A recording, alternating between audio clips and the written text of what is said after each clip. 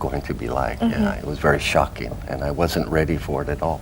I ended up getting shot myself and wounded and sent back to the States and medically discharged from the Marine Corps, which I was eager to accept. Eager to accept. So when you went back, did you join Kurt and Mike in the... No. It wasn't... I was too confused. Part of me said, you've got to make some justification for what you did. Part of me was saying, it's totally wrong, you can't.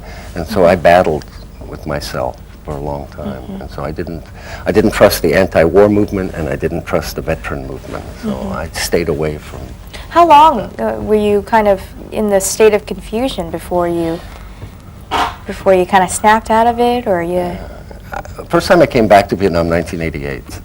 And when I returned home after the trip back in 1988, I was better. I was okay. I finally understood. Yeah, that was something that everybody in the family, we were all concerned about Greg. He was having a rough time. And I remember the first time he came back in 88 and we got together, and you could see a change. And then he came back again, and after that next time he was just changing. He was becoming more at peace. And I think Vietnam, by coming back to Vietnam, it saved him. He wouldn't be sitting here today if he hadn't started coming back. It was a very positive experience. Do you think it was like a sense of closure for you? For sure, yeah. Yeah. Because for most of the veterans, we went home, the war was still going on. And even in April '75, the ending was very anticlimactic, so there was no real end to the war. So there's still lots of vets that are dealing with that, trying to put it to an end. So for me, coming back allowed me to do that. And after 88, between 88 and 91, I got involved in a veteran group in America, and we organized a lot of trips back for other veterans. And over the years, we brought back maybe more than 100 vets. And all but one had a positive experience. All but one went home feeling much better about themselves than when they came here. So coming back, for some vets, it's good for them. For some, they're still not ready, but for those that are. Now all three of you have experienced war in some capacity or another, whether it be actually being involved on the front lines or involved serving with the military, or on the front lines of a protest. Sure. Right? You've all been... what can you say about it now, looking back? You live in Vietnam now. You have been here for some 10 years plus. What can you say? What has the war, the effects, Kurt? I think we stopped a war, but we didn't stop war itself, and that's continuing on today. And it's a battle that maybe will never end. I don't know, but I'm really happy that we stopped that one, and it gave us a sense of good control of our government at that time. We really felt that the American people finally stood up and said, let's be a good country and let's stop, this aggression. But somehow they've slipped back into that, and so. But I'm happy that we stopped this, and what's really so wonderful is that Vietnamese people welcome us back, and they've forgiven and they forgot what happened, and we're free to live here and enjoy the fruits of Vietnam. So I feel wonderful about that. Mike, what are your ideas? You served in the war. What are you looking back? What do you think of it now?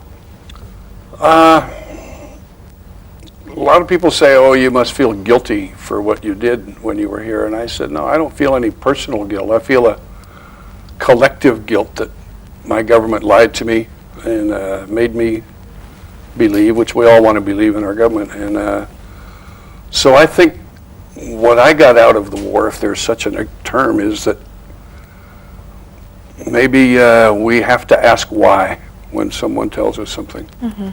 Someone in authority, like the government has authority over in America, is you just got to say why. Why do we have to do this? That's question. Yeah. That's something very important and a powerful tool, isn't it? Sure. Question. So you mentioned before that the first time you returned to Vietnam, Greg, it was in 1988, and that was on a trip to help facilitate other American war veterans who served in Vietnam to return to Vietnam. Yes. And that trip in 1988 changed the lives of your brothers as well. Sure did. Let's take a look at that.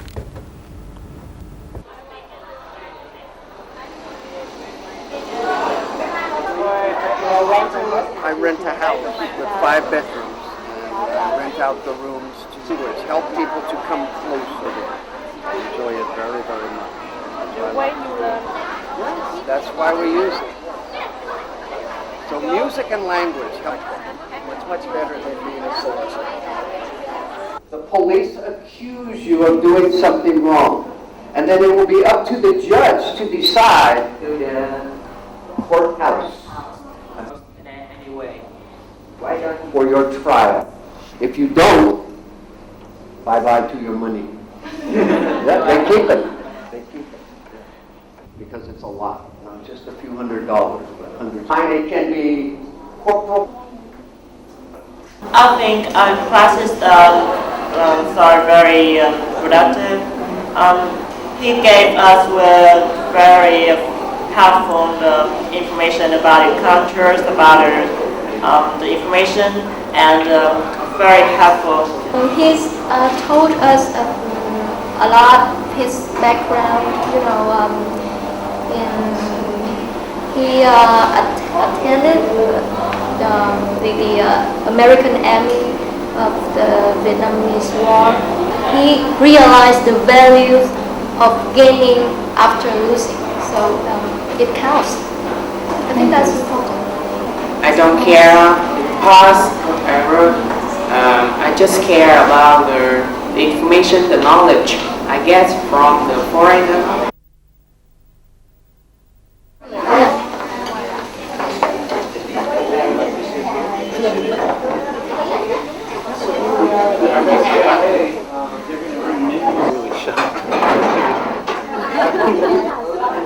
You should punish her. I'm going to punish you. Beef.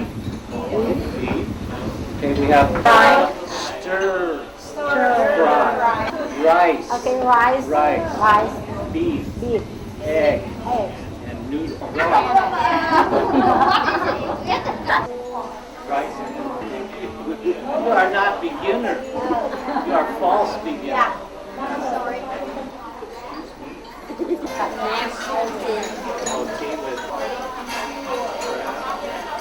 So Greg, 1988 is very early to return after the end of the war.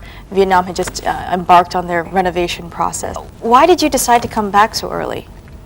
I knew when I left here that I would come back. I always had in my mind an idea, I'm going to come back someday and see this country. I only knew Vietnam as a war. But we used to go out in helicopters a lot, and I would sit on the skids of the helicopter and look down, and the scenery was just very beautiful to me, very inviting, very nice to look at. So I always thought one day I'd love to be down there on the ground in my tennis shoes and jeans instead of combat boots and a gear, rifle. Yeah. So in 1987, I was reading the San Francisco Chronicle, and they had a little small blurb in there, and it said, Vietnam is opening the door. They are going to issue visas to Westerners. So I figured out a way to get a visa, and I connected with this vet group and came back. So I always knew that I would come back. Always knew that you'd come back. You had an idea way back when the country wasn't so much at peace. No. It was still very early. It was still illegal in America for me to come here. We had all kinds of trouble with the Treasury Department for facilitating trips to an enemy nation, because at that time Vietnam was still considered an enemy, and we weren't supposed to take U.S. dollars to enemy nation. So they tried to stop us from coming back, but they would never really prosecute us. Right, They it was never let kind us of a threat. get on the stand and explain why we go back, what we do, and why we think we should be able to go back. I even got calls from my congressman telling me, you shouldn't go back. Really? He said, it's dangerous there. I said, hey, I survived a year over there in 67, and I think I can take care of myself, so, I don't really need your advice. Right. So that kind of thing. So it was there difficult. There was opposition when you tried to sure. come back. When I came home after the first time, people thought I was just crazy for going back to Vietnam. Even when I told my family, they couldn't. What was your family's reaction? Because there's another brother of yours that doesn't want to come back to Vietnam at all. No. And I think he also served. He was here. And why is it that what his name is? Paul. Paul. Why is Paul so against coming back? You'd have to ask Paul. We've never discussed it. Really? No.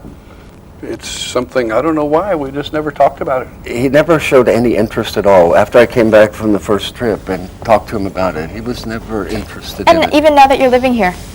Yeah, there's 3 out of 5 brothers that live here, and still he won't. So then how did you convince these 2 to come back then? Because they are here and they're living here, and Kurt never I came. just, over time, talking with them, and then in '92, I think Mike came by for a visit. He came over for about a month, and we traveled around, and then he went back to the States, and then about, I don't know how long later. A year later, decided to move. And did it take much convincing for you, Kurt, to Yeah, move? I was living in Northern California in the mountains, very quiet, no traffic. Yeah. Hello, clean air. that's a little different. Yeah. And I thought, I've got my life just the way I want it. But there was something that was intriguing me, that these guys are kind of hard to please, and they were happy here, and I thought, there must be something, so I'll go try a year. And when I came here, I saw the traffic, and I felt the hot, and I thought, this, I'll give it a year. But after a couple of months, I began to feel really comfortable and welcome, and I enjoyed the teaching and meeting students, so very quickly made a transition, and I didn't want to go back. So how long was the transition? Was it long? After how many years did you feel like, okay, I can live here and it's all right? I mean, because it's a complete change from coming from For fresh me, it air, was a clean couple of months. Just a few months? Yeah. Just how about you, Yeah. Mike? How long? Well, when I came here in '92, when Greg and I came, and once that changed my life, obviously, and I decided in about the middle of '92 that I wanted to move here and live here. So when I came in '93, it was with the idea of never going back. So because the month I had spent traveling with Greg, and we did, like you said, you and your parents, the whole tourist thing. And I just fell in love with Vietnam all over again. And so when I came here in '93, I never expected to go back. It was a done deal decision. This is home. This is, for whatever reason, this is where I belong. I don't know why. Do you ever miss the kind of the comforts that you can find in the U.S. that like at a house? I don't know, because it's different here. In Hanoi we have 4 seasons. It's very cold. Yeah, that be? Greg and I just went back to the States a couple of months ago. His son got married, and I went up to the mountains in Central California to visit friends, and realized how much I missed the mountains and how nice it was and quiet and the air and all of that. But as far as the everyday comforts, Saigon's no problem. Saigon's no problem. No. You can find it if you really want it, right? Sure. You can find it. So do you often go back to the United States? You were there recently for your son's wedding. Yeah, I go back at least once a year for a month or so. And how about you, Kurt? Do you go back I haven't regularly? been back in about 5 years. 5 years. No, I plan maybe next year a trip back. And Greg, you mentioned sons. What does your family think of this? You got your 3 out of 5 brothers, and I'm sure there's a larger family.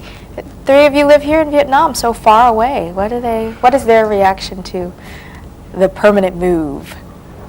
What was funny was when in '02, when we all went back just prior to my father dying, and I remember sitting around with my dad, and he looked at us and he says, "Why is it in 1967 I had 3 sons in Vietnam, and in 2002 I still have 3 sons in Vietnam?" He says, "There must be something about that place." And so that was kind of the reaction of all of our family, was why. And you tell them why, and they say, "Well, good. If you're that happy, that's the way it should be." So they seem fine with it now. And how about your sons? What do they say? Do you have grandkids? Are Not you? yet. Oh, not No. yet. But do they say, "Hey, Dad, come back.